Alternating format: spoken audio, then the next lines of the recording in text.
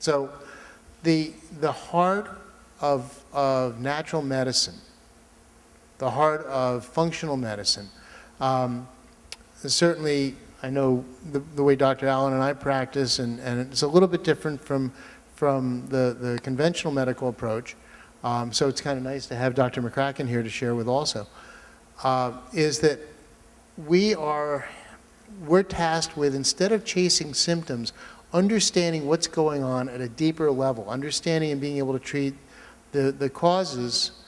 And I can't tell you what causes autism, but I can take one kid at a time and find out what's going on with that child from their symptom picture and from looking deeper. And that's what we do when we're doing good medicine. You can't treat it. When you're doing research, you have to look at groups. But when you're treating, you got to work with the person who's in front of you, because that's the only person who matters right then. I do a lot of clinical nutrition. I mean, it's the heart of the biomedical approach. I've earned 2 diplomates in clinical nutrition, a certified clinical nutritionist credential. I teach doctors how to look at the underlying causes of autism, create clinical solutions from biochemical or clinical nutrition approaches. And we start by using conventional medicines testing, which is phenomenal testing. Conventional medicine has wonderful diagnostic tools. I think that some of the therapeutic tools aren't so great, aren't for functional medicine, for functional issues, for pathology and trauma. They're phenomenal. Likewise, natural medicine tends to be a little light on good diagnostic tools, but has some phenomenal therapeutic tools. So we kind of combine the two to identify the underlying causes and then use that information to guide natural and integrative medicine's drug-free therapies. So beyond getting digestive systems and immune systems and detox systems and endocrine systems and neurotransmitters turned on and back in balance, we also look at and treat imbalances in the nervous system.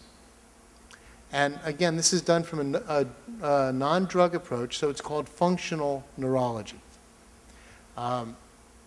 Generally, the problems come down to 3 areas that we look at: hemisphericity, metabolic threshold, and dormant systems. I'll talk about a little bit of each of those for a moment. Hemisphericity is when one side of the brain is working at a different speed or a different efficiency than the other side of the brain. In neurospeak, we talk about the frequency of firing of the brain. So if one side of the brain is firing this fast and the other side of the brain is firing this fast, a number of things happen.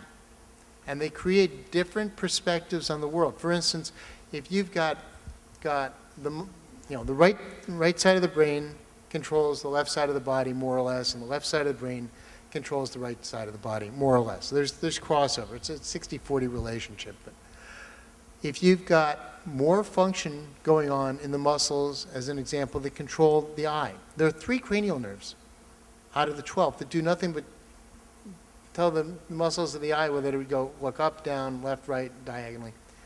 If you change the frequency of firing, you end up with one eye looking in one direction and one eye looking in another direction, and the brain tries to see 2 different versions of reality, of the universe.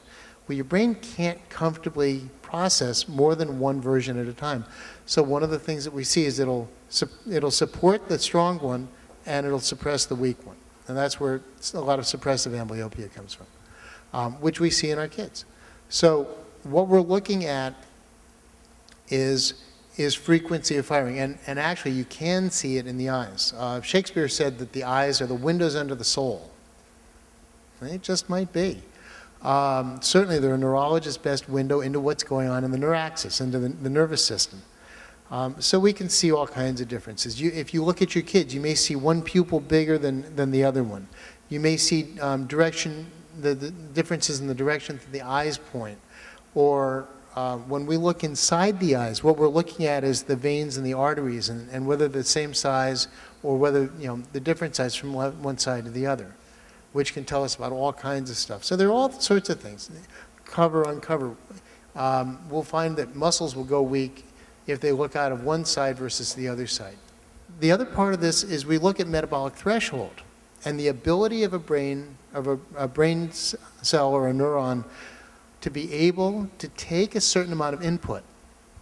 You know, just as an athlete has to build up to go from being a weekend warrior to being an Olympic contender, neurons have to be able to build up. And somebody was talking about mitochondria.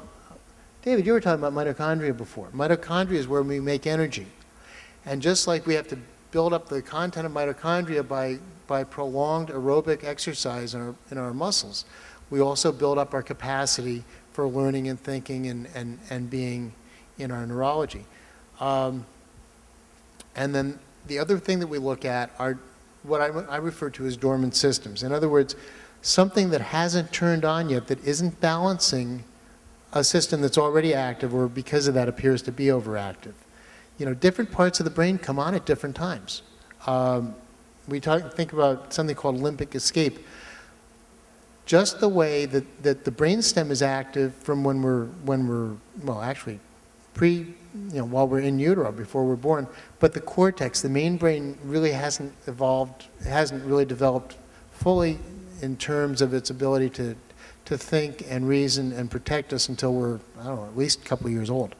When the frontal cortex tends to come on, in fact, it's the part called the dorsolateral prefrontal cortex that we're most concerned with, but the frontal cortex tends to mature sometime around 10, 11, 12 years old. It's one of the reasons why, you know, if a 7-year-old throws himself on the ground and starts throwing just an absolute fit, it ain't pretty, but they're 7 years old. You know, it's not that shocking. 17-year-old does the same thing. Somebody just might call security. And it's also the same reason that in most cultures around the world, you know, we have different kinds of rituals that celebrate the coming of age. You know, in Judeo-Christian society, there's First Communion, and then there's bar and bat mitzvahs. In all kinds of other societies, there are, you know, almost every society has some kind of coming of age ritual right around that time of life. You know, in this kind of practice, if you don't end up crying every now and then, you're probably not cut out for it. We had a young girl come in. I'm going to call her Melissa. She was 15 years old. She dropped out of school. She'd been a D and F student, and not, you know, D's and F's. Unfortunately, the other part of that plays in also because she just had a miscarriage at 15. Clearly, things were not going down a bad road. They were quite a ways down a bad road for her. And we'd worked with some friends of her parents and their son, and they said, well, you know, give him a try. We worked with Melissa over the summer, and I'm very happy to say she started school again in the fall. She got a new set of friends. She started getting A's and B's, and last time I heard, she was still on a pretty good road. Anyway, if you want some more information, it's in the back of the room by Deborah Merlins, and thank you very much.